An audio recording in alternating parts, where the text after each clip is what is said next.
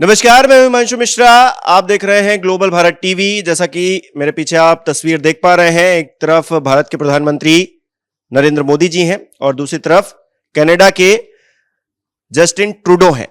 अब इन दोनों की तस्वीर को लगाने के पीछे का मकसद यह है कि इन दोनों ही देशों के बीच में टेंशन्स बढ़ गई हैं और वो टेंशन्स कैसे बढ़ी हैं, क्यों बढ़ी हैं, इसके पीछे की इनसाइड स्टोरी जानने के लिए आज हमारे साथ प्रकाश जी हैं। और मैं आपको बताऊं कि प्रकाश जी जो है विदेशी मामलों के बड़े अच्छे जानकार हैं, तो हमने सोचा कि पूरी पीछे की कहानी क्या है और आगे क्या होने जा रहा है ये जाने। तो प्रकाश जी, सबसे पहले तो बहुत बहुत स्वागत है आपका।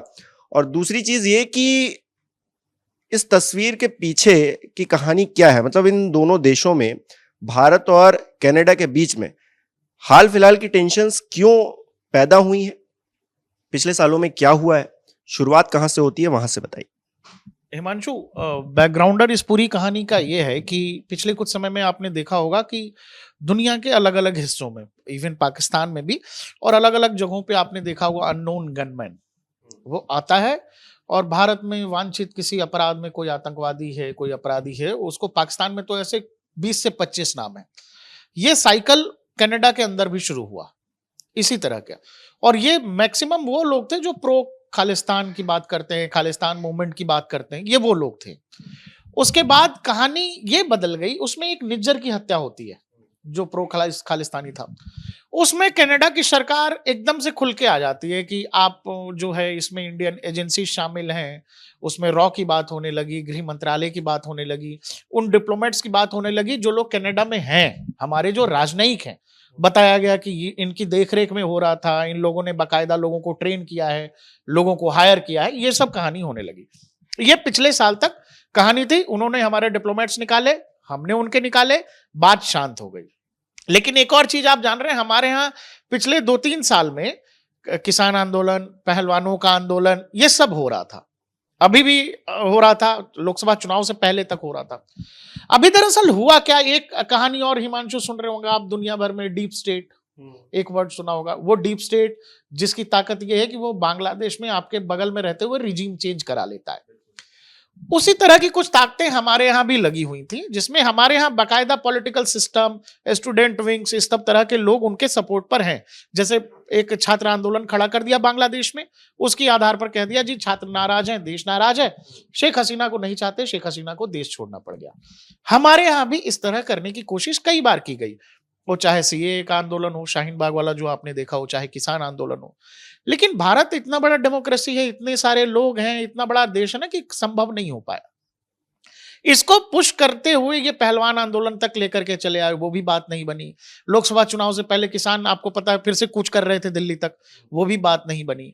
लेकिन लोकसभा चुनाव के नतीजों से उस तरह की ताकतों को एक हिम्मत मिली और ताकत मिली कि नहीं, हिंदुस्तान में भी किया जा सकता है, हिंदुस्तान में भी यह संभव है। हरियाणा के चुनाव, आपको पता है कि पूरा का पूरा नैरेटिव 3 ही चीजें जो हमने सुनी, किसान, जवान, पहलवान, कि सब परेशान हैं। और यह मैसेज पूरे देश में पिछले 3-4 साल से दिया जा रहा है कि जी हिंदुस्तान में कुछ भी अच्छा नहीं है, भारत में सब कुछ खराब है।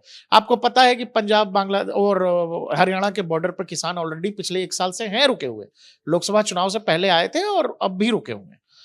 ये हरियाणा के चुनाव अगर कुछ और होते, कुछ और नतीजे होते, तो ये वाली समस्या जिसपे हम आप आए हैं बात करने, ये नहीं हो रही होती, इस पे बात नहीं हो रही थी होती। मतलब ये है कि इस लड़ाई के पीछे बैकग्राउंड में हरियाणा है। एकदम है। हरियाणा अगर जीत जाती, कांग्रेस पार्टी या मिलकर सरकार बनती, भारतीय जनता पार्टी ना जीतती, तो ये टेंशन ना होती। तो इस टेंशन के पीछे हरियाणा कैसे, जरा ये भी एक्सप्लेन करिए। अब आप एक चीज बताओ मुझे हिमांशु, की क्या जो किसान वहां बैठे हैं पंजाब हरियाणा के बॉर्डर पर, वो किसान अभी दिल्ली आकर के घेर सकने की निगोशिएशन की स्थिति में है? नैरेटिव एक साथ कई सारे ध्वस्त हो गए। किसान परेशान है, तो किन किसानों ने हरियाणा में बीजेपी को वोट कर दिया? आप कह रहे थे कि भाई हरियाणा का जो किसान है वो बेहद परेशान है। किसानों ने, बेटियों ने, सबने मिलकर के सरकार बना दी, उसी सरकार को जो पिछले 10 साल से थी। तो किसान परेशान है, ये वाला नैरेटिव तो गया। तो सवाल है कि जो लोग बैठे हुए हैं बॉर्डर पे, वो कौन लोग हैं? किसानों के सबसे बड़े नेता गुरनाम चढ़ूनी, उनको 1100 लोगों ने वोट किया। मतलब वो भीड़ जो उनके साथ चलती है, उतने ही लोगों ने वोट किया है।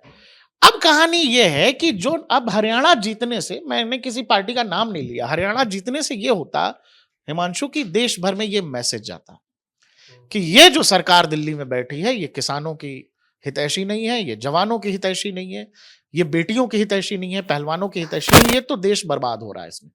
और उसके बाद ये मौका मिल जाता, उस तरह की समर्थित सरकार होती, मतलब कि पंजाब से हरियाणा और दिल्ली तक किसान कूच कर सकते थे, बॉर्डर घेरा जा सकता था, दिल्ली को घेरा जा सकता था। और बांग्लादेश में जो कुछ हुआ, आपको पता है ना, देशी में बहुत सारे लोग कहने लगे कि जो कुछ बांग्लादेश में हुआ यहां भी हो सकता है। कुछ लोगों ने यहां तक कह दिया कि जो शेख हसीना के घर में जो जैसे भीड़ घुसी वैसे देश के प्रधानमंत्री के घर में घुसना चाहिए। तो हरियाणा हारना जीतना ये एक तरफ है, ये तो दो देशों के बीच की टेंशन है। हरियाणा चलिए हमने उसको ऐड ऑन कर लिया, जोड़ लिया, लेकिन इन दोनों देशों की टेंशन से हरियाणा एक पार्ट हो गया।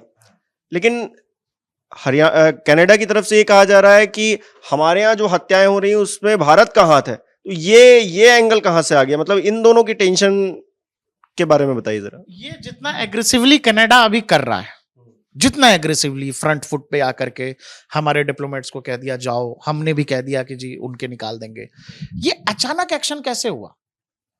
अभी 3 दिन पहले हरियाणा के नतीजे आए, 4 दिन पहले।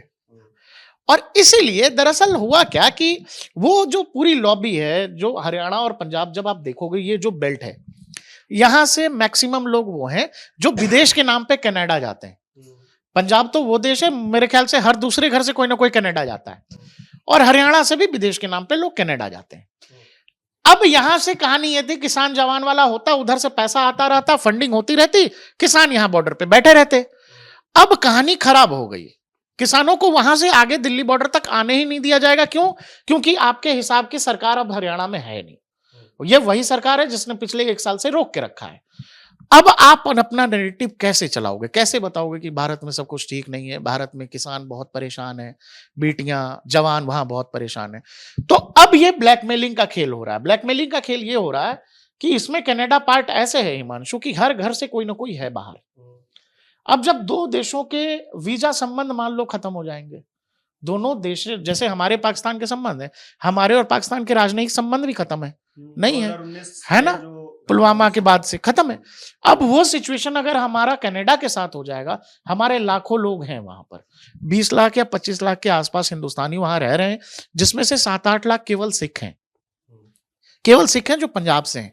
तो आप इसको ऐसे समझो कि ये जो सिस्टम, जिस डीप स्टेट या जिस सिस्टम की मैं बात कर रहा हूं, जो आपको डिस्टेबलाइज करना चाहता है, आपके इकोनॉमिक ग्रोथ को रोकना चाहता है, जो प्रयास उसने लोकसभा चुनाव के दौरान भी लगातार किया, मुफीद रिजल्ट आए, वो ताकत उनको मिली, तो उनको लगा हरियाणा से खेल और स्पीड से वो आगे बढ़ सकते हैं, एग्रेसिवली बढ़ सकते हैं। हरियाणा में ब्रेक लग गया। वो ब्रेक लगने से, वो कहते हैं ना कि कई बार आप गुस्से में हो या फिर अचानक से आप कुछ ऐसा करते हैं, ये कनाडा वाला स्विच ऑन अचानक इसीलिए हुआ है। वो आपसे अब बाहर से ब्लैकमेल करना चाह रहे हैं। और क्योंकि इलेक्शंस भी होने हैं, अब हाल फिलहाल में इलेक्शन भी होंगे कनाडा में, तो ट्रूडो ये चाहते हैं कि हम अपनी एक ऐसी छवि बनाएं जिससे भारत, जो हमसे ऊपर इकोनॉमी में हर चीज में है, उसको हम एक तरह से दबाव में लेने की कोशिश करें ताकि हमें वोट मिल जाए। और वहां के जो समर्थित लोग हैं, अगर इलेक्शन वाला जो आप एंगल बता रहे हैं वो होता तो फिर उनके लिए और इजी हो जाता, फिर ये करने की जरूरत नहीं होती। तो उसका वो जो यहाँ पे हार हुई है एक, उसका कहीं ना कहीं एक रिफ्लेक्शन कनाडा की तरफ से देखने को मिल रहा है ये। और जस्टिन ट्रूडो ये मतलब वो है टट्टू जिसको कहते हैं, इनके बस का कुछ नहीं है। मतलब होता है ना, देखो जैसे डिसाइसिव लीडर, आप दुनिया भर में लोग कह रहे हैं कि नरेंद्र मोदी डिसाइसिव लीडर है, इंडिया की इमेज बदल दी, तो वो कैरेक्टर में दिखता है, वो वॉक में दिखता है। जस्टिन ट्रूडो कैसे लीडर है वो आपको, आप ये बताओ, प्रधानमंत्री की तरफ से आपने कनाडा को लेकर पिछले 10 दिनों में कोई बयान सुना है? नहीं सुना होगा, एक बयान नहीं। एमईए के लोग आते हैं, बता के चले जाते हैं। जस्टिन ट्रूडो मोदी का नाम लेकर के, भारत का नाम लेकर के पिछले 3 दिनों में 10 बयान दे चुके हैं। उनकी पुलिस भी कह रही है, उनका एमईए भी कह रहा है, और खुद प्रधानमंत्री भी कह रहा है। अच्छा चलिए, ये तो हो गई दोनों की टेंशन वाली बात। बिश्नोई बड़ी अभी पूरी तस्वीर में है, बहुत चर्चा हो रही है बाबा सिद्दीकी की जिस तरह से हत्या हुई उसके बाद से। इनको उसका नाम लेने की जरूरत क्या पड़ गई? वो कनेक्शन क्या है, जरा समझाइए हमारे दर्शकों को। हिमांशु भाई, आपने सवाल वो पूछ लिया जो आपको लॉरेंस बिश्नोई से पूछनी चाहिए थी। नहीं मतलब अब नाम इनकी तरफ से लिया गया है तो फिर जानना पड़ेगा ना कि क्यों, क्या वजह है। एक बात तो साफ है कि कनाडा ने यह भी माना है इस पूरे मामले में कि ये प्रो पैलेस्टीनियंस को अपने यहां बसा रहा है, उनको आगे भी बढ़ा रहा है। क्योंकि पत्रकारों ने पूछा, जो पुलिस कॉन्फ्रेंस की जिसकी आप बात कर रहे हैं, उसमें पत्रकारों ने पूछा कि क्या ये जिस भी ग्रुप्स की या भारत सरकार या एजेंसी की आप बात कर रहे हो, क्या इनके निशाने पर सिख हैं? उन्होंने कहा नहीं नहीं, सिख नहीं है, ये मैक्सिमम वो लोग हैं जो प्रो खालिस्तान है। तो ये मान रहे हैं कि भारत के विरुद्ध गतिविधि करने वाले लोगों को वो अपने यहां पनाह दे रहे, ये तो मानोगे आप। अब इसमें बिश्नोई का एंगल इन्होंने क्यों जोड़ा, वो कनाडा की सरकार बेहतर बताएगी, इसमें मैं कुछ नहीं बोलना चाहता। दूसरी बात यह है कि जब भी आप अपने यहां नॉन स्टेट एलिमेंट्स को दूसरे देश के खिलाफ भड़काने की कोशिश करते हो, मेरा यह मानना है हिमांशु, इन्होंने नाम क्यों लिया पता नहीं, लेकिन जब आप हमारे खिलाफ अपनी जमीन का इस्तेमाल होने दोगे तो हमें अधिकार है कि हम कोवर्टली या डायरेक्ट जो एक्शन लेना होगा वो लेंगे ना, हमारा अधिकार बनता है।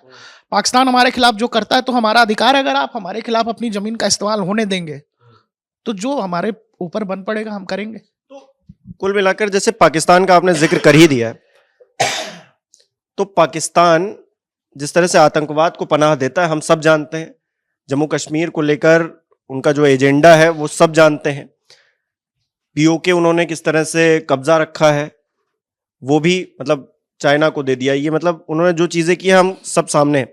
तो क्या कनाडा दूसरा पाकिस्तान बनता जा रहा है जहां पर उस तरह जम्मू कश्मीर को लेकर जो हमारी लड़ाई है वो नहीं है, यहां पर खालिस्तान को लेकर जो एक गुट बनाने की कोशिश, वो जो साजिश के तार वहां से जुड़ रहे हैं वहां उनको पनाह दी जा रही है, कुछ ऐसा जैसा पाकिस्तान से हमारी रिलेशन हो गए हैं, क्या आने वाले समय में कनाडा के साथ भी वही चीजें होंगी?